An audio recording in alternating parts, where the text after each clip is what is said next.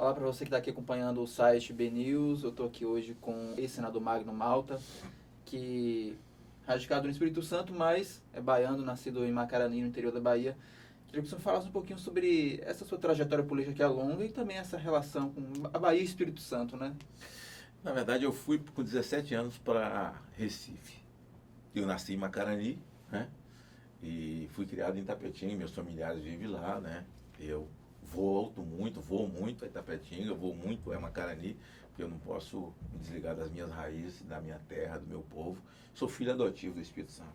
Quando eu fui para Recife, em Recife, com mais ou menos, passei lá 4 anos, cheguei com 17 anos, com 22 foram 5 anos, eu vou para o estado do Espírito Santo. Eu servi aeronáutica lá em Recife e lá estudei, depois fui para o Espírito Santo. Cheguei no Espírito Santo em 82. E aí comecei a tirar drogado da rua. Tem uma história de mais de 40 anos. Minha instituição chamada Projeto Vem Viver, uma das pioneiras da nação, né? Tem mais de 40 anos tirando drogada da rua. Comecei a tirar, colocar dentro de casa. Naquela época era um troço muito difícil, né? E eu ia nas delegacias, conversava com os caras presos, drogados, quero recuperar. Eu ia atrás do juiz, ia atrás do Ministério Público para me dar o cara, levar para dentro da minha casa. E eu comecei assim no Espírito Santo, tirando gente da rua e me apresentando nas escolas para fazer palestra de prevenção às drogas. O que nós estamos vivendo hoje, esse desespero de descalabro de droga no Brasil, eu já dizia naqueles dias que nós chegaríamos a isso se não tomássemos providências do ponto de vista de fazermos prevenção pela via da família, pela via da informação, pela via da escola. E chegamos aonde nós chegamos. Pois bem, isso foi crescendo. Cheguei lá em 92, 10 anos depois. E aí o seguinte, aqui em Itapetinga, quando eu tinha 13 anos, eu elegi Evandro Andrade prefeito de Itapetinga. O voto era aos 18, eu só tinha 13, mas eu me tornei o orador principal da campanha dele e não tinha a menor chance contra o candidato de ACM, doutor Zé Vai Sapaz Pinheira, né, que era um homem, uma velha oligarquia da cidade, um homem rico e tal, e ele não tinha a menor chance, mas aprove Deus naquele momento. E é uma história muito longa. Eu acabei em cima do palanque do homem com 13 anos de idade e tal, porque vi um candidato a vereador tentando enganar minha mãe. Eu fui atrás desse candidato a prefeito, que não tinha condição nenhuma de ganhar, mas era o que eu conhecia, porque ele era da igreja da minha mãe. Eu fui atrás dele, assim com o meu coração muito doído, pedindo a ele para ajudar ele, porque o cara falou assim para minha mãe: Dona Dadá, no passeio, né, que a gente fala, no outro estado fala calçado, na Bahia fala no passeio lá de casa, ele disse assim: Dona Dadá, se eu ganhar para vereador, a senhora me ajuda aí, que eu vou botar os filhos da senhora na escola particular. Lá só tinha escola particular que só os filhos dos ricos, dos fazendeiros estudavam, porque Itapetinga tinha um grupo de fazendeiros e tal. E mais minha mãe, faxineira, como não ia estudar lá? E eu dou uma casa para a senhora. Gente pobre, faxineira, que nunca teve uma casa, o cara tá falando um negócio desse, o olho de mãe tava brilhando. Só que o cara vendia cachaça perto da escola que eu estudava, eu conhecia ele. Eu falei pra mãe: ele não pode dar nada à senhora não, mãe. Esse homem vende cachaça e banana perto lá da escola. Ele tá mentindo. Ele falou assim: Dona Dadá, eu não vou ficar aqui ouvindo um menino tentar me desmentir não. Depois eu volto falar com a senhora. Mas falou: não, você vai falar comigo agora, porque ela estava empolgada. Pegou no meu braço, me levou lá no fundo da casa, me botou sentado numa pedra bem grande. A pedra tá lá ainda, né? Porque depois que eu gravei meu primeiro LP, eu consegui comprar essa casa para ela e preservei a pedra que eu sentei, que minha mãe botou sentado lá. Falou: fica aí, não sai. Não sai. Tá bom, voltou para conversar com ele. Ela esqueceu de mim lá. E eu fiquei lá pensando, chorei. Saí pelo beco, né? As casas na Bahia, tudo tem beco do lado assim, saí. E fui na casa desse homem, Evandro Andrade. Era um advogado bem sucedido, classe média. Cheguei lá, bati na porta, a esposa dele saiu. Ficou chateada, porque ela estava, acho que ele estava dormindo, porque ele sabia que não ia ganhar a eleição, estava tendo campanha, mas ele estava dormindo. Aí ela perguntou o que eu queria, eu falei que queria ajudar o marido dela, pensou se eu queria entregar papel. Eu falei: não, eu quero ajudar ele de outro jeito e tal. Você tem quantos anos? 13. Ah, você nem vota, meu filho, fechou a janela, tá bom. Daqui 5 meses ele saiu, estava dormindo também, não me engano mesmo. Aí eu acompanhei ele.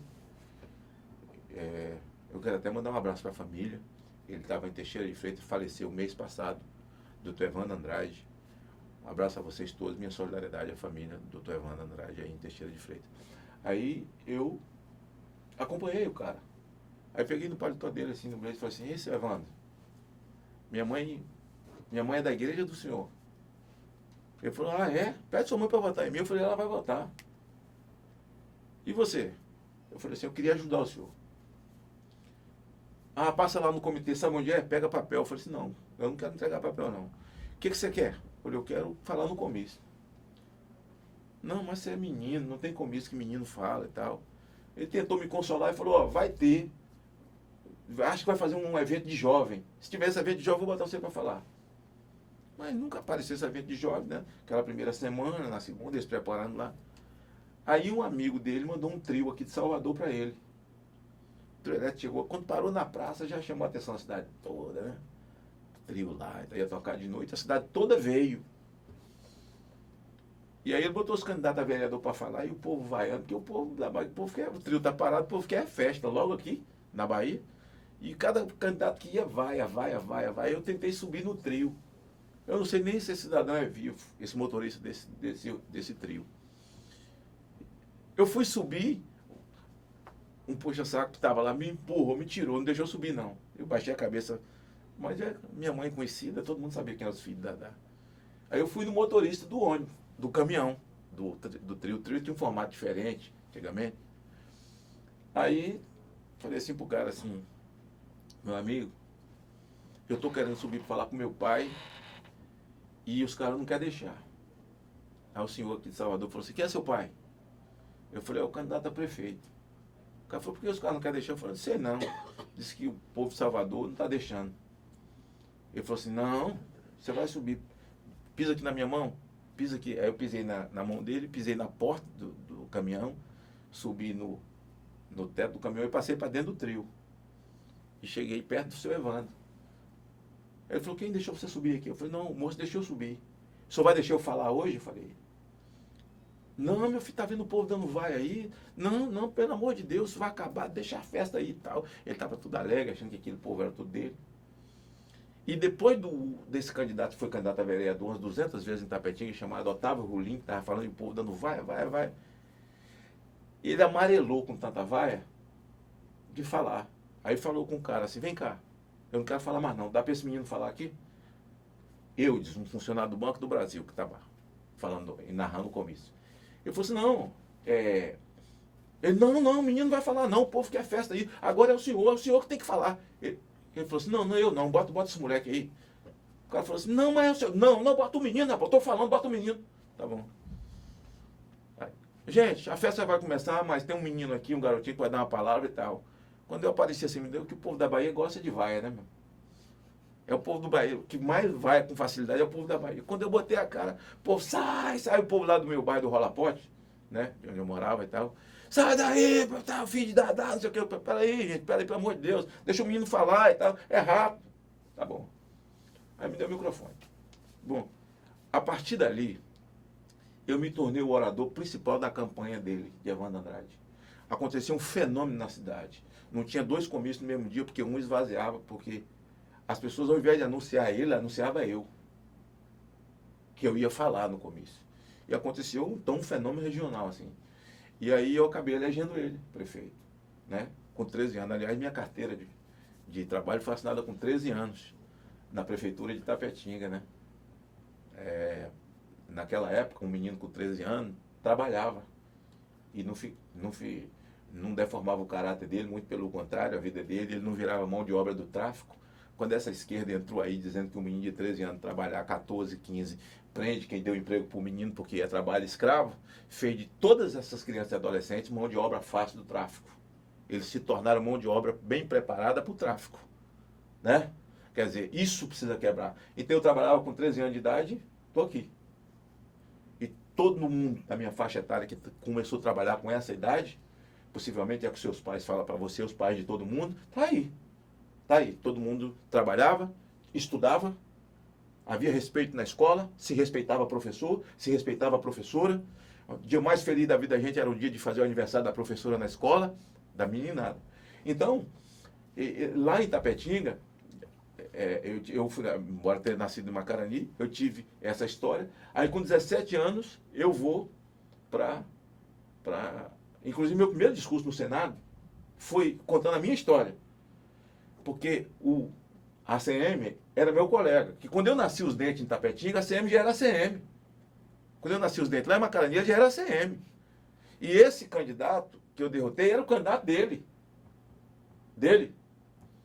E essa história que eu estou contando a você, a ACM me contou.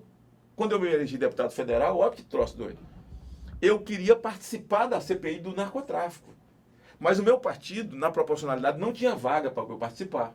Bati na porta do PMDB, que quem era o líder do PMDB naquela época era o Gedel, não me deu a vaga. Bati na porta do PSDB, que era o seu Aécio, também não me deu a vaga. Eu fui pedir para o PFL, para Inocêncio de Oliveira, que era um PFL forte e tal. Ele falou, não, vai ser muito concorrido, o PFL tem a presidência, ia indicar a presidência, não sei o que, eu não tenho como te colocar não. Aí eu morava no hotel, Deus colocou no meu coração para eu procurar a ACM, que era o todo-poderoso ACM, presidente do Congresso Nacional. Andava assim, andava 30 deputados atrás dele, chegando e saindo, né? E essa Bahia querida nossa aqui, tem muito para agradecer esse homem, que a ACM era a torcida do Flamengo. Quem gostava, gostava mesmo, e quem não gostava, não gostava. Acho que eu sou meio assim também. Né? Quem gosta, gosta. Quem não gosta, vazar, dá uma cabeçada na parede, molha a língua e tal. Fazer o quê? Vamos em frente. E aí eu resolvo procurar ele para pedir a ele, para pedir a Inocêncio para me dar uma vaga. Para eu chegar na CPI. Porque como eu recuperava drogado, e foi assim que eu me elegi, eu achei que naquela CPI eu podia ser propositivo, numa legislação de tal. E aí eu fui procurar ele. Ele marcou para me receber 4 horas da tarde, porque ele era presidente do Congresso Nacional, 5 horas ele começava a hora do dia. Só que eu fui, sentei e fiquei esperando ele. Ele não foi dirigir, acho que na hora do dia não tinha projeto, não tinha, a pauta estava travada com medida provisória. Aí o vice-presidente dirigiu, ele ficou lá. Ele me atendeu 9 horas da noite. Saindo. Aí vai ele, um monte de atrás dele. Eu falei, senador, eu sou deputado federal. Estava vendo a CM ali, né? E o senhor marcou comigo. Ele falou, então, fale. Eu falei, não, eu sou baiano. Ah, é? Sou. Sou baiano de Tapetinga. Minha mãe sempre votou no senhor. Falei com ele. Ele falou assim, é interessante. A sua cidade é a única que eu nunca ganhei. Eu falei, mas isso não invalida o voto da minha mãe. Ela sempre votou no senhor, né? Aí ele falou, essa cidade, a única vez que eu ia ganhar, com o meu compadre, doutor Espinheira, apareceu um menino e tal, começou a me contar a história. Aí sentamos. Me contou a história toda, que virou um fenômeno na região, que os candidatos a prefeito, que eram ligados a ele aqui em Salvador, diziam, eu ligava para ele, governador, arruma para esse menino vir no comício nosso aqui. Ele falou, não, esse menino está apoiando o adversário lá, esse menino não é nosso não, não sei o que e tal. Não tem, deixa esse menino quieto em Tapetinga e tal. Aí ele falou, depois eu conheci o menino.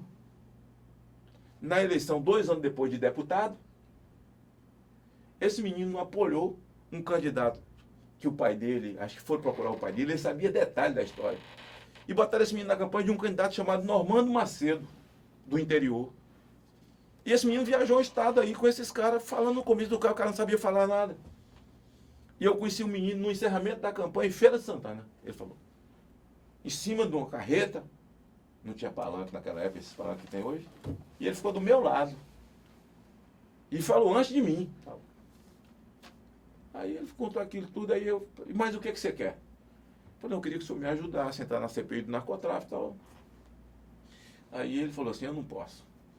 Não posso porque lá é uma coisa, a Câmara é uma coisa, o Senado é outra coisa e tal. Se Inocêncio, que é líder do partido, falou que não tem como me ajudar e tal.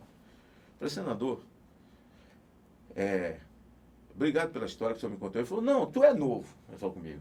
Você não deve saber não, mas pergunta a tua mãe, que ela vai lhe contar. Eu falei, senador, minha mãe já faleceu com 57 anos. Mas eu conheço a história, senador. Eu sou o menino da sua história, falei com ele. Aí ele falou assim, você mudou pouca coisa, ele falou. Você lembra de mim em Feira de Santana? Eu falei, lembro. Lembro. Você estava do meu lado? Lembro. Claro. Ele disse, pois é. Eu vou lhe ajudar. Eu vou falar com o Inocêncio para dar vaga a você. Aí sorriu, me abraçou e tal. Falou com o Inocêncio. Mas aí o Inocêncio me disse, ó, o senador ligou para mim, mas eu não posso lhe dar a vaga porque já está completo e tal. Beleza. Aí a CM, TH, um ministro lá agora, um senador de Sergipe, que entrou com a CPI do lava-toga, né? Uma CPI lava-toga contra o judiciário, esse ativismo do judiciário. E eu precisava até alertar esse senador, porque estão fazendo uma série de argumentos que a CM fez a CPI do judiciário. Foi a primeira CPI do judiciário. E ele tinha começado por causa do roubo do Lalau, do TRT de São Paulo, aquele assalto, aquela construção lá do Lalau. Foi aí que a CM fez. Inclusive, quem foi o presidente da CPI, o relator, foi foi o ex-governador aqui, antes do César, Paulo Souto. Paulo Souto, que era senador. Acho que Paulo foi o presidente e foi o relator dessa CPI. Já tinha a CPI. Aí o que acontece? A CM começa a bater no TRT, no judiciário, e o ministro do TRT, Almir Pazianotto, começou a enfrentar a CM na mídia. Só que ele não aguentou o enfrentamento com a CM, que era uma carreta contra um Fusca. Ele tocou na memória de Luiz Eduardo. Ó, você é jovem, não sei se você tem filho, mas é filho de alguém. E sabe que se alguém tocar em você, seu pai e sua mãe, vai rodar a baiana, porque está aqui mesmo. Filho é muito caro pra gente. Filho. E um filho que morreu tão precocemente, como foi o caso de Luiz Eduardo, o cara tocou na memória de Luiz Eduardo. E aí, eu não conheci Luiz Eduardo. Quando eu cheguei no Senado, ele já tinha passado, quando cheguei na Câmara, ele já tinha ido. Não conheci. E eu era do PTB. Eu li aquela matéria no Estadão, e rasguei a matéria, botei no bolso e fui atrás do líder do meu partido. E cheguei lá e falei com ele, ó, rapaz, isso é uma barbaridade. Fiz o mesmo argumento que fiz para você aqui. Isso é uma barbaridade. Como é que o cara toca na memória de um jovem que acabou de morrer, ele não aguenta a briga com o pai, por que ele vai fazer isso? Tal? Eu vim pedir você para me autorizar, que o líder tem 10 minutos na sessão, né? Aí eu falei com o cara, me dá os 10 minutos da liderança para eu falar. Era uma quarta-feira fica lotado. Né? Quando você vê aquele monte de homem em pé ali, porque eu quero defender a memória desse rapaz. Eu falei, pô, mas tu é novato aqui, tu quer falar todo dia, os outros também têm que falar. Eu falei, pô, mas ninguém fala, falei com ele. Mas não tem problema não. Aí ele tirou o mesmo papel do bolso. Roberto Jefferson, que era o líder do PTB, bateu no peito e falou assim, eu vou defender a memória de Dudu, chamava de Dudu, era amigo dele. Eu vou defender o mesmo. Falei, coisa bacana, cara. Cara, vou estar lá em pé para te ver, na tua frente. Porque coisa bonita realmente é alguém ter coragem de tomar posição. Alguém tem que falar alguma coisa, pô. Esse cara não pode fazer isso, tal. Não, pode deixar. Tal. Tomei o café ali e tal. Na hora de sair, eu voltei e falei com ele, ó. Você defender ele é bonito, porque ele é seu amigo. Eu não conhecia ele. Se você deixar eu defender, fica mais bacana ainda, porque eu nem conhecia ele. Ele falou, você está certo. Assinou a autorização e me deu. Eu fui para o plenário, entreguei na mesa, e fui para a tribuna e fiz um discurso de 10 minutos, defendendo a memória do Luiz Eduardo. Quando eu desci da tribuna, eu fui aplaudido de pé uns 30 segundos.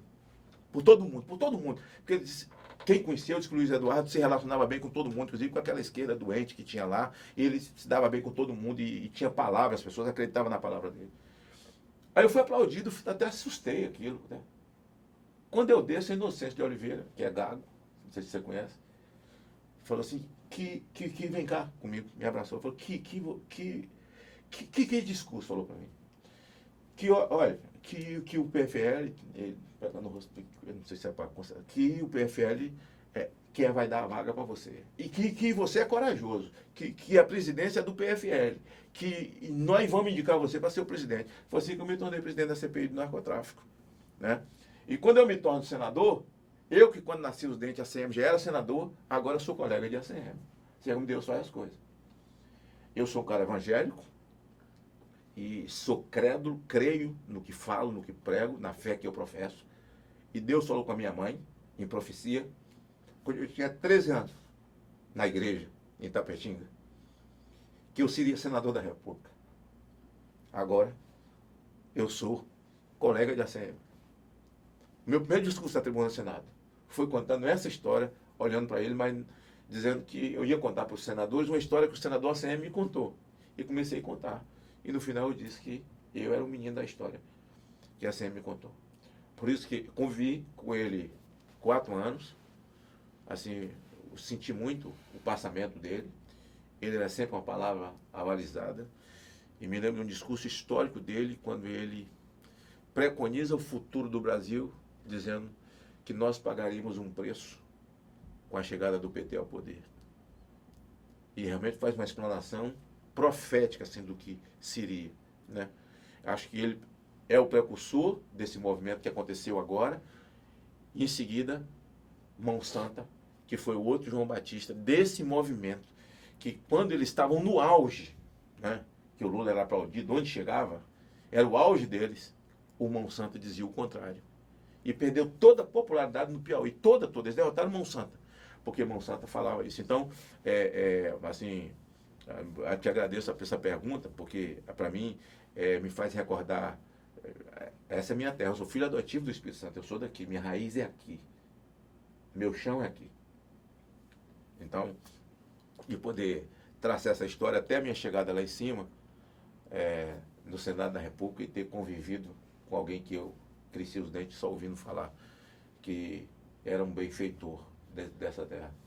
O senhor está, apesar de morar no Espírito Santo, está sempre por aqui e vai participar amanhã, hoje, né, da filiação do ex-deputado irmão Lázaro ao PR, e já está aí sendo ventilado para a Prefeitura de Feira de Santana, a Prefeitura de Salvador, os primeiros rumores aí para 2020.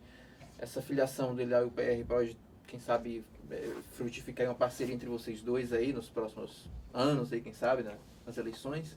Amigo, é um assunto que eu nunca conversei com o Lázaro, assim, sobre a candidatura dele, né? Eu estimulei o Lázaro a continuar na vida política, porque fazer política você não precisa nem estar em partido, nem ter mandato, né? A gente cumpre um papel com a sociedade, para o bem ou para o mal, né? E o comportamento dele como deputado federal, em defesa de valores, daquilo que nós acreditamos, em defesa da família tradicional, como nós acreditamos, os valores da escola, sabe, os valores da formação, ética, a fé. Essa é a maior nação católica do mundo. Então esse é um país majoritariamente cristão. Então um país de evangélicos, de católicos, de espíritas, e fora disso é minoria mesmo. E muitos até muito agressivos, que abominam, que atacam, que ofendem, sabe? O fato de você ter confissão cristã e acreditar em Cristo como Salvador. E o Lázaro não queria mais nada. Foi conversar comigo, não sou candidato a mais nada, eu cumpri o meu papel. Acho que num momento histórico, se tivesse sido eleito só para dar o voto no impeachment, já teria valido a pena. Mas as causas de defesa da vida, a luta contra o aborto, em favor do nascituro, que foi travada naqueles 4 anos em que ele participou de forma muito ativa, porque nós somos fruto do nascituro. Imagina se ele tivesse sido abortado, você não estava aqui. Se ele tivesse sido abortado, não estava aqui, eu também não estava aqui. Então nós somos fruto do nascituro. Tudo é nascituro. Imagine esse cara, o Bocão, que é um cara respeitado, é um cara que tem um nome na Bahia, que é respeitado pelas posições, tem posição, tem coragem. Se tivesse sido abortado, a Bahia não estaria desfrutando dessa força dele em favor de valores. Mas não, é o nascituro. Ele nasceu, está aqui estabelecido, além de ser o que é, veja essa estrutura que gera emprego, quem gera emprego gera honra, certo? Porque nasceu. Então o irmão Lázaro foi, sim, essa luta ele teve presente o tempo inteiro. Quer dizer, então não dá para você perder as pessoas que lutam por valores, que não vai para lá para fazer dinheiro, não vai para lá para fazer maracutaia com empreiteiro, com vagabundagem. 4 anos chegou de mão limpa, 4 anos de mão limpa saiu. Eu chamei ele e falei, não, você precisa ser candidato a senador. Ele falou, o quê? Você é maluco? Eu falei, não, sou não. A eleição de senador é majoritária. E a eleição plebiscitária também. Vai chegar um ponto que é tu ou tu. Ou tu ou pronto, né? E se você quer realmente sair do mandato, você quer sair da vida pública, se tiver que ser assim, sai pela porta da frente, sai para cima, não para baixo. E ele, tive o prazer de convencê-lo, de poder participar do processo em que ele se revelou, a participação dele mostrou essa credibilidade dentro desses viés todos que eu coloquei aqui, a coragem de ter enfrentado o debate, que foi um debate duro, enfrentou, e é uma liderança. Ele é maior de idade, a Constituição permite, tem carteira de identidade, né? E tem força. Se ele quiser ser candidato a prefeito de Salvador, será. Se quiser ser candidato de Feira, será. E onde ele se colocar a candidatura dele, eu nunca ouvi dele, para mim, isso. Eu vou estar à disposição, assim, para poder ajudar. Não tenho voto na Bahia, mas posso reforçar aquilo que ele pensa, as ideias daquilo que ele pensa, de um novo momento para a família brasileira, para a escola acima de tudo, né? Aliás, se você me permitir aproveitar e me solidarizar com o povo de Suzano nesse momento triste de um velório coletivo, dessa tragédia ocorrida na escola, em Suzano, né? Escola precisa voltar a cantar o hino nacional, aprender o hino da bandeira, respeitar o professor, os alunos se respeitarem, dignidade, valores, princípios. Escola não pode ser um instrumento de desconstrução daquilo que pai e mãe ensina em casa. Então, a vocês de Suzano que estão nos vendo aqui, eu me solidarizo, em nome aqui do meu entrevistador também, de todo mundo que está trabalhando aqui atrás das câmeras. A gente sente no rosto das pessoas quando fala nesse assunto, essa dor que todos vocês estão vivendo. Pois é, sobre o irmão Lázaro e aí o que ele decidir, eu convidei para vir para meu partido, é um partido de direita. Eu estou numa cruzada no Brasil, aproveito já para falar isso para você, que eu me dispus a andar o país novamente, para estimular a juventude a se filiar em partidos, essa nova juventude que está tomando conta das faculdades. Hoje as faculdades já não são mais camisa de Che Guevara e maresia de maconha para tudo que é canto, né? Há 5 anos atrás você só via isso por aí, né? Hoje não, você tem uma juventude realmente que ama essa pátria, que ama valores, que são uma juventude cristã e que tem coragem de fazer o enfrentamento do debate. A saber, é só ver esses meninos do MBL, ver a capacidade e o conteúdo do Kim e de tantos outros, né, do Holiday, e essas lideranças que vão nascendo. Aqui na Bahia tem muitos, no Espírito Santo tem muito, em São Paulo tem muito, essa nova juventude que fará o novo Brasil que nós esperamos nos próximos 8 anos e 12 anos. Esse novo Brasil não vai acontecer nos próximos 2 anos, nesse primeiro ano, no 4 ano de Bolsonaro. Na verdade, o meu entendimento é que Bolsonaro foi levantado para tirar o pino da granada, para explodir a ponte do viés ideológico. Tá certo? Daí para frente será uma reconstrução de um país que foi destruído, roubado, saqueado, debochado, né? Debochado, pisado por uma minoria hoje, muito minoria mesmo, mas que grita muito para tentar parecer que é maioria e não é absolutamente. Então, nessa minha cruzada, calhou que o irmão Lázaro decidiu ir para o partido onde eu tenho filiação. Os caras não tem partido nesse país sem problema. Até o partido Cristo só tinha 12, tinha um que fez a besteira dele lá, né? Então, gente do bem e do mal, o trigo e o joio está em todo lugar. Onde tem trigo, tem joio. Onde tem gente do bem, tem gente do mal. Na igreja que não devia ter, tem, né?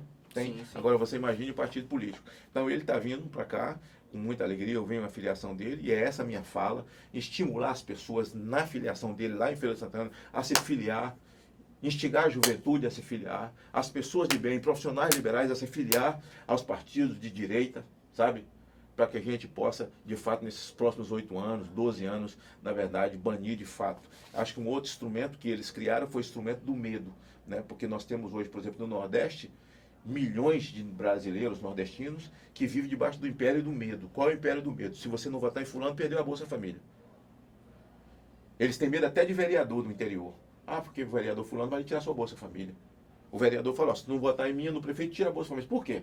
Porque a Bolsa Família, onde é que o sujeito se credencia para receber Bolsa Família? Onde é que ele se inscreve? Na prefeitura.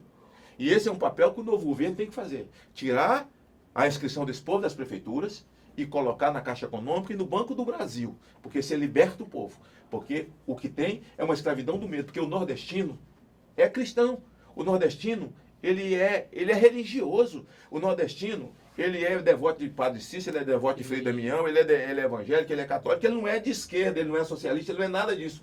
Ele tem medo de perder o Bolsa Família e por isso vive escravizado. Então a minha cruzada no Brasil é estimular, porque eu entendo que eu não preciso ter mandato. Se eu tiver mandato, tive até agora, não tenho intenção de ter mandato de novo, só se Deus mudar meu coração, minha cabeça, mas hoje eu acho que cumpri o papel com o país. Hoje se tem pedófilo preso respondendo processo, se hoje a polícia pode fazer infiltração, que é uma lei importante no Brasil, para desamarrar quadrilhas de crime cibernético contra a criança, eu sou o autor dessas leis. Né? Você é um vagabundo com a tornozeleira na perna, a lei é minha também. Então, uma série de coisas que eu lutei em defesa do país, de valores, da família, das crianças acima de tudo. Então, eu tenho o sentimento de dever cumprido. Então, eu quero cumprir mais esse papel com o meu país, porque eu acho que a gente que lutou até aqui tem que continuar lutando. E com relação ao Monlaz, é o que eu te falei. Onde ele quiser ser candidato, vai contar comigo. O senhor falou muito aí um pouco a respeito do governo Bolsonaro. Como é que o senhor avalia esses primeiros 60 dias, 2 meses, quase 3 de governo, né? O que o senhor dá para... Quais são as primeiras impressões, assim, do que ele está fazendo? E também das polêmicas. O senhor acha que esses conflitos estão tendo com a família, com o ministro, que já caiu, podem prejudicar de alguma forma a articulação, inclusive, para a reforma da Previdência, né? Que é a grande prioridade nessa primeira etapa do governo? Eu acho sim. Ele está fazendo o que ele verbalizou a vida inteira, o que nós verbalizamos nesses 6 anos, que nós estamos juntos há 6 anos, acreditando que ele seria o presidente da República, né? Não tem nada de novo, né? Só são 60 dias, e você não conserta uma casa que foi mexida por 20 anos, porque não vamos falar só do governo do PT, não, porque nós precisamos incluir o governo de Fernando Henrique também, porque Fernando Henrique e Lula são gêmeos da mesma placenta. Eles pensam as mesmas coisas, são ateus, não acreditam em Deus, não acreditam em valores, acreditam em destruição de valores, em glamorização de bandido, de vagabundo. Então são 20 anos. É como se você falasse, eu vou viajar, vou deixar minha casa com você. Eu vi muita gente, mas eu elegi você. Você vai tomar conta da minha casa, tem tanto aqui no cofre, tá certo? Sou bem com a vizinhança, não devo nada no bairro, você cuide da minha casa, tá bom? Porque 20 anos depois eu vou voltar.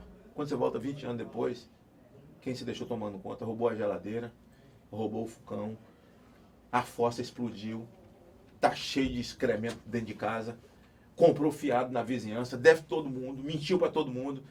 Aí eu quero ver você reconstruir uma casa dessa em 60 dias. Reconstruir seu nome, reconstruir a casa, reconstruir relacionamentos com 1 ano. 2 anos, vai demorar. Aí você vai ter que falar para seus filhos, tinha cama, tinha tudo quando a gente saiu. Mas agora nós vamos dormir no chão, vamos esperar um pouco para poder acertar as coisas e tal. Então, eles destruíram tudo, roubaram tudo. Hoje eu vi na mídia que o presidente anunciou o corte de 21 mil cargos comissionados. Esse país, se parar de roubar, terá condições sobejas de virar a grande nação que nós sempre sonhamos para os próximos anos. Eu acho que os 60 dias dele, 90 dias dele, está tudo dentro do que ele falou. Agora, o problema das polêmicas é o seguinte, não tem novidade, porque Bolsonaro sempre foi polêmico. Sempre foi polêmico. Então, achar que o Bolsonaro está polêmico agora, ele está até menos. Ele está até menos do que era antes, né? Está falando menos, está dando pouco corte, como dava antes e tal. Tem gente até sentindo falta e tal. Agora, a questão do entorno, que você falou que eu ia falar. Os filhos dele, todos têm mandato, são maiores. Eu acho que tem... O livre pensamento permite eles falar o que quiser, pensar o que quiser, como qualquer um outro político. Né? Você tem um país democrático. E eles muito mais, porque o artigo 53 da Constituição só não protege eu e você. Porque nós não temos mandato, mas eles têm. Então, debaixo do manto do foro privilegiado, que eu lutei tanto para acabar e não acabou. Pode falar o que quiser. Agora, precisa tomar um pouco de cuidado, porque o pai deles é o presidente. Né? O pai é o presidente. E alguma coisa que você verbaliza, que eu verbalizo, ou que outro indivíduo, detentor de mandato, fala, não tem o reflexo daquilo que eles falam. Porque são filhos do presidente, né? Mas eu acredito, são todos maiores, que eles... Todo brinquedo novo é empolgante, né? Eu me lembro quando eu ganhava uma bolinha assim. Você lembra aquelas bolinhas que a gente pisava em cima e depois não voltava mais, aquele plástico, que a gente ficava metendo um arame dentro para fazer ela voltar? No Natal a mãe comprava, eu sempre gostei. E a gente viu os meninos lá, tem uma praça bonita, Tapetinga, a Praça dos Bois, você já foi lá? Não, nunca fui. Os bois assim e tal. A Derivale, o nome chamado ali, aquelas casas bonitas naquela rua, só rico. Então aqueles moleques ganhavam presente da estrela, né? Pô, é só o presente da estrela. A estrela era quem ganhava um presente da estrela naquela época. Então, aí ficava naquele negócio, né? Até passar o Natal. Aí passava janeiro, fevereiro, em março já perdia a graça, né? Nesse momento, assim, é como se eles tivessem ganhado um presente da estrela também, né? Estão vibrando com o poder, são filhos do presidente, né? De repente, já são seres humanos e já falham normalmente, né? De repente sai uma coisa ali, sai outra, mas eu acho que eles não vão permitir que essas polêmicas e o entorno, você quando fala do entorno, está falando do Bibiano, de todas Sim. essas polêmicas e tal. O Bibiano foi uma pessoa muito importante na nossa vida. Eu falo nossa porque eu teve um dia que só tinha Bolsonaro e Magno Malta, né? E quando a gente já estava ganhando o jogo de 5-0, começou a aparecer muita gente e tal. Mas houve um dia que só tinha nós dois. Quando o Bibiano chegou, que se tornou advogado de Bolsonaro, e foi num momento assim muito difícil, quando eu me relacionei mais forte com o Bibiano, porque o Supremo Tribunal Federal no Brasil está acima do bem e do mal, eles são suplentes de Deus, né? Aquilo que a nação decide como nação, ninguém respeita, o que o parlamento decide eles não respeitam, eles derrubam, eles fazem lei sem poder fazer lei, é um negócio de maluco, é um negócio de maluco. Então, o que acontece? O artigo 53 da Constituição protege qualquer vereador que faz um discurso, chama até o prefeito de ladrão lá. Ele está protegido porque é a proteção da palavra, o artigo 53 protege ele, fala o que quiser, no exercício do mandato. O artigo 53 protegia Maria do Rosário, que chamou Bolsonaro de estuprador. Mas o artigo 53 só não protege Bolsonaro. O que ele falava já estava valendo, já era processo, era não sei o quê, o cara é isso, é aquilo, tal, tal, tal. E aí eu sou testemunha no processo de Maria do Rosário contra ele, né? E foi um processo muito difícil, porque você sabe que ele começou a ir para julgamento, e ele começou perdendo, e certamente a intenção da esquerda é que aquele processo fosse julgado, ele fosse condenado e ele não fosse candidato, né?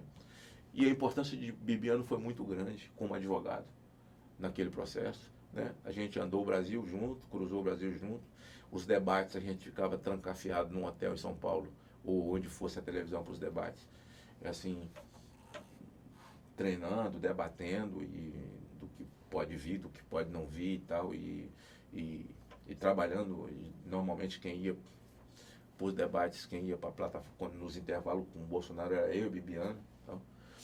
Então, eu acho que essas coisas podem não tem força para derrubar um governo, mas pode atrapalhar. Você tem razão. Pode atrapalhar. Um governo que está propondo tantas mudanças, essa reforma da Previdência não será uma coisa fácil, não pode estar se dando o luxo de perder tempo com bobagem, né? Com bobagem.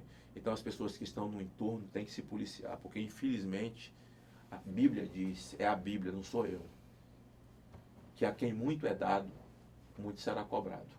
Então você tenha muito cuidado, você recebeu um mandato de senador, você recebeu virou ministro, você virou, então não tem a ilusão de que você não será só cobrado, você será cobrado mais do que os outros. Então a quem muito é dado, muito será cobrado. Então acho que essas picuinhas no entorno não tem força para... de vez em quando eu vejo uma bobagem que alguém de esquerda escreve ou fala e tal, para isso, mas desgasta, cria problema, não tenha dúvida. O senhor disse que não vai querer mais ter mandato, mas o senhor se envolveu bastante na campanha de Bolsonaro, né, durante esse período eleitoral. O senhor veio a Salvador, percorreu o país, né? O senhor de alguma forma ficou magoado por não ter sido incluído no governo, ou isso é superado, ou não houve esse objetivo em nenhum momento? Não houve, não tem que superar porque não houve, né? Uhum. Deus me deu uma missão. Quando eles fizeram o kit gay, e que nós fizemos uma luta para impedir aquilo, que embora eles tentaram desmentir no processo eleitoral com a cara de pau que é peculiar deles, o senhor Haddad, com uma emenda de 3 milhões de um deputado chamado Abicalil, do Mato Grosso, deu início, criaram o kit gay. Quando nós fizemos um movimento para impedir aquilo, que as crianças iam aprender homossexualismo a partir de 6 anos de idade nas escolas, eles queriam criar e mudar a ordem social e fazer uma nação homossexual nesse país. O kit é porque incluía DVD, incluía CD, incluía não sei o que e tal, porque o aluno ia ter aquilo na escola. Nós fizemos um grande movimento, na verdade, quem começou o movimento foi o pastor Silas Malafaia, né? Mando um abraço, se estiver Nós estamos nas redes sociais, alguém tiver me vendo, tiver proximidade com o Silas, diga a ele que eu mandei um abraço. E fizemos um movimento que deu 80 mil pessoas ali na esplanada. E naquela ocasião, depois do movimento contra o kit gay, a gente sai e eu me encontro. A gente está vindo, eu e o Bolsonaro, nós nos encontramos no corredor da Câmara para o Senado. E ele bota a mão no meu ombro e fala, ó, um de nós dois tem que ser candidato a presidente da República. Porque esses caras vão destruir a família, esses caras vão destruir a mente dos nossos filhos, esses caras vão destruir a escola. Eu falei, Bolsonaro, é deixar na mão de Deus e vamos orar, porque ele era do baixo clero, tido como doido. Eu era um senador já conhecido, mas a grande mídia sempre me tratou como folclore, né? Por causa das minhas posições, o que eu falo, eles, a esquerda, eles gostam de usar o processo eleitoral e aí vale tudo, né? Abraçar pastor, abraçar padre, ir na missa, né? Ir em café com pastores, marca café e reunião. Infelizmente tem pastor que até vai, né? Mas depois que eles ganham a eleição, eles dizem que tem que separar isso, religião de política. Como é que você separa um homem das suas convicções? Você separa um homem das suas convicções como? Não se separa um homem das suas convicções. Então, quer dizer, eles, no processo eleitoral, servem. E aí, o que aconteceu? Eu falei, ó, Bolsonaro, nós passamos a orar junto, né? Eles ficam indignados quando falam desse negócio de orar e ler Bíblia. Mas eu adoro. Primeiro porque gosto mesmo, e depois porque eles ficam indignados. A gente começou, toda semana. E começamos a falar para o Brasil. Falou nada, não prometeu nada, não falou de grande obra, não falou de metrô, não falou de mobilidade urbana, não falou nada, não falamos nada disso. Só dizia o seguinte, o Brasil precisa de um presidente patriota, que tenha Deus no coração e que tenha coragem para enfrentar a violência desse país. Só isso. Por isso que eu disse a você, antes da gente entrar no ar, que o Brasil foi acordado e não foi... O Brasil ganhou a eleição. Porque o Brasil se tornou militante de si mesmo. As pessoas botam a roupa, a camisa amarela. Eu vi em duas grandes carreatas aqui em Salvador. Você via criança, adolescente, cantando o nacional, chorando. Nós chegamos num ponto no Brasil que atleta nenhum sabia hino nacional. Não, nós chegamos num ponto mais horrível, que um Vanusa cantando o nacional, na Assembleia Legislativa de São Paulo. Você pega alguém simples aí do povo, ele pode não ter decorado a letra, mas a melodia ele sabe. Mas ela nem a melodia sabia. Como não? Né? Aí se você entrar no YouTube e colocar lá, professor de Vanusa, que o povo começou a postar naquela época, você vai contar um monte de bêbado, os caras montavam bêbado na rua, mandavam bêbado cantando nacional. A letra é tudo chutada, mas a melodia está certa. Ela nem a melodia sabia. Onde é que nós chegamos? Então, quer dizer, o hino nacional foi banido e os livros de história que estavam estocados aqui para poder eles dar... para se manter no poder, os livros de história no Brasil não tinha mais Tiradentes, não ia ter. Não tinha mais proclamador da República. Não tinha Caxias, os nossos heróis. Os livros seriam, os novos livros de história, os heróis nacionais seriam Zé Disseu, Lula, Che Guevara, Genuíno. Não, estou falando sério com você. Onde é que nós chegamos? Onde é que nós chegamos? Né? E aí vieram com a história de ideologia de gênero. A partir dali, o que é a ideologia de gênero? Não é nada. Porque o gênero é humano. Então a ideologia de gênero é assim, você não nasce nada, você nasce um vegetal. Amanhã, se a menina quiser virar menina, é problema dela. E amanhã, se o menino quiser virar menina, é problema dele. Mas não existe. Você não nasce com sexo. Olha só. Mas essas mesmas pessoas defendem que o homossexual nasce homossexual.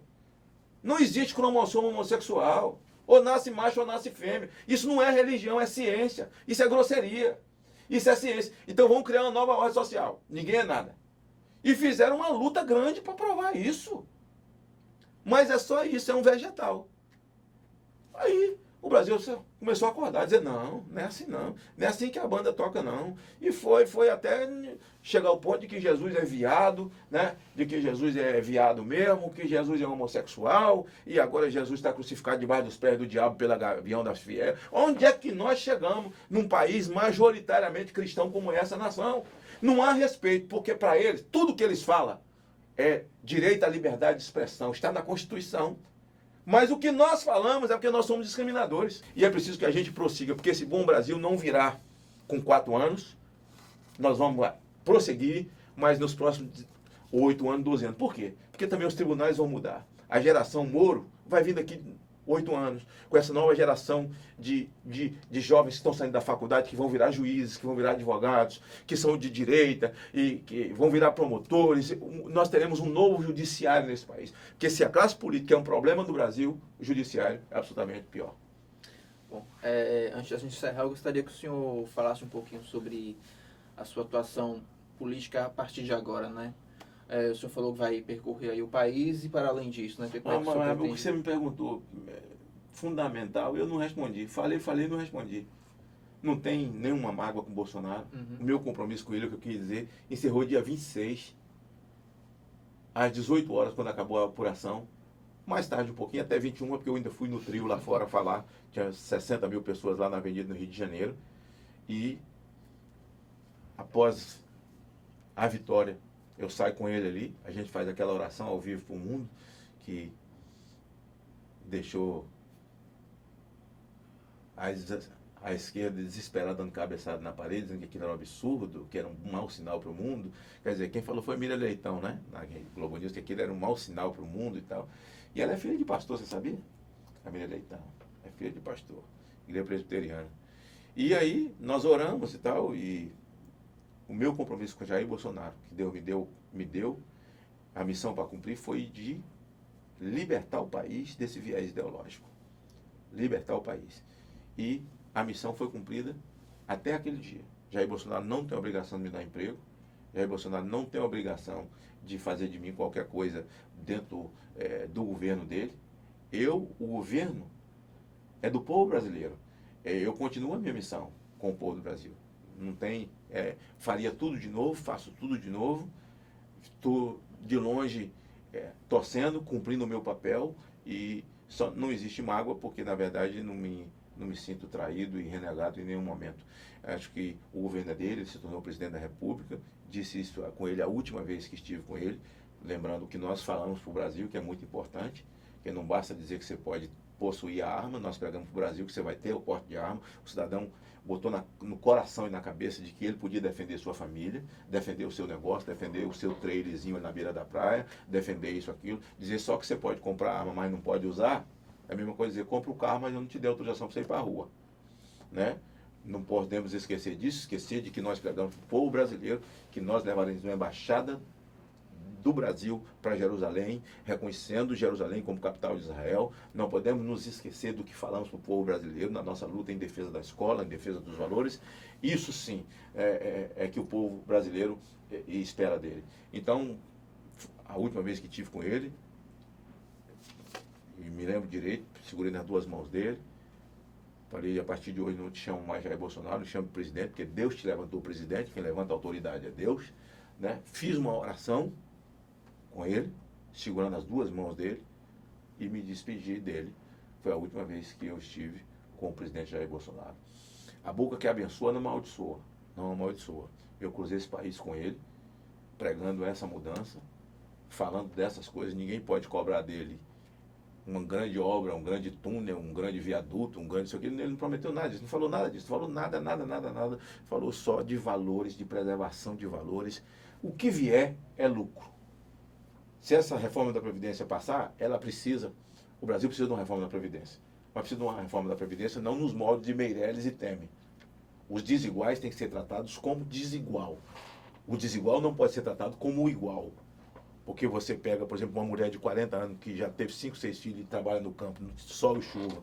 Com 40 anos ela é velha. Você não pode comparar uma mulher dessa para aposentadoria com alguém que está trabalhando no ar-condicionado ganhando 5, 6 mil reais por mês. Tem uma outra classe de gente, polícia, bombeiro, enfermeira, médico, que o nome desse povo tinha que ser insalubridade. Quem mexe com insalubridade tem que ter outro tipo de tratamento. Acho que você vai fazer a reforma da Previdência, você tem que imaginar o seguinte, a regra tem que ser dura para quem está começando agora, que tem uma vida pela frente. Entrou no mercado agora. E ter todo o respeito e cuidado com quem está na sua fase de transição, já passou de 10 anos de contribuição. E deixar quietinho quem já se aposentou, quem já está na sua aposentadoria. Então, penso que será um momento importante para o Brasil, mas é preciso que o Brasil receba uma sinalização a nação brasileira também, de que os maiores devedores sejam expostos pelo próprio presidente, e que o governo federal determine, eles já estão na dívida ativa, mas que determine cobrança imediata dos maiores devedores. Você fala assim, se eles pagarem, resolve o problema para eles? Não resolve, não. Se eles pagarem, vai ser um copo d'água que você vai jogar ali dentro do balde. Mas fica a imagem, a lição, né? Você, para pedir sacrifício dos outros, é preciso que você faça quem mamou, quem mordeu com facilidade, quem não cumpriu o seu papel com a Previdência, que deveria ter feito e não fez. Os grandes devedores precisam pagar, precisam ser expostos pelo governo federal para que essa reforma da Previdência passe com facilidade. Estou torcendo para que dê tudo certo, até porque foi o que nós verbalizamos e aquilo que a gente fala a gente precisa cumprir. Para a gente encerrar, como é que vai ser agora a sua atuação política depois do seu mandato, né? O senhor vai percorrer o país e o senhor também tem um trabalho muito voltado, teve um trabalho muito voltado para o combate à pedofilia e ao abuso sexual de crianças, né? Continuo. Hoje mesmo eu quero agradecer a Deus e agradecer aos senadores da Comissão de Direitos Humanos do Senado. Eles acabaram hoje de aprovar um projeto da CPI dos maus tratos infantis, que eu presidi, foi a última CPI que eu presidi, um projeto no dia do relatório, que aumenta a pena de pessoas que abusam de pessoas vulneráveis, né?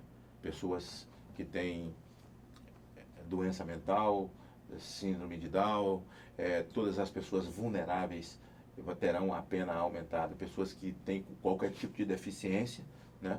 Você já tem a pena para abuso de vulnerável, mas se a pessoa tiver uma deficiência, esse vulnerável, essa pena então será agravada. E foi aprovado hoje no Senado, eu recebi a notícia, né? Quero agradecer ao senador Eduardo Girão, que conduziu esse processo, esse projeto lá na comissão. Continua, porque a minha luta é pela vida, independe de estar com mandato ou não. E com muito mais autoridade, porque hoje há uma série de leis em vigor no país, protegendo crianças, prendendo vagabundo, que eu sou autor dessas leis. Então a minha cruzada continua em defesa desses valores, em defesa da infância. A minha cruzada continua em defesa desse Brasil que eu sonho. Eu tenho 2 netas, né? Uma estava pirraçando, não nasceu até ontem. Pode ter nascido nesse espaço que eu estou aqui com você agora. Eu tenho uma de 2 anos, e que é uma dádiva de Deus, as minhas filhas e o Brasil que a gente sonha de verdade, que eu sonho, né? Livre dessa de viés ideológico, livre dessa esquerda que abomina Deus, abomina valores, e tem a escola como um instrumento de recrutamento de jovens descomprometidos com valores e com família, mas mais comprometidos com droga, com bandalheira e com ataque à propriedade privada e pública, sem qualquer descompromisso, sem qualquer compromisso com a vida e com valores, e que a escola e a universidade sirva tão somente de complemento daquilo que se dá em casa. A escola não é para destruir e desarmar ou desfazer aquilo que pai e mãe colocam no coração e ensina na cabeça dos seus filhos.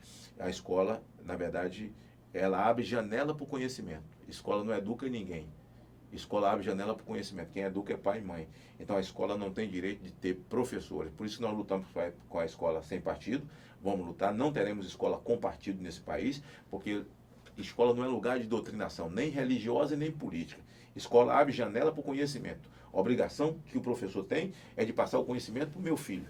Não é de destruir a doutrinação religiosa, ou seja qual for, que é dada por pai e mãe dentro de casa. É isso que eu vou cruzar o Brasil fazendo sempre, estimulando se filiar em partido político, jovens, profissionais liberais. Inclusive, você, se tiver filiação, feliz, sempre inteligente, pode servir muito ao país. Ok, senador, muito obrigado, viu, por sua presença, pela entrevista aqui. Eu que agradeço e Deus abençoe, Deus salve a Bahia.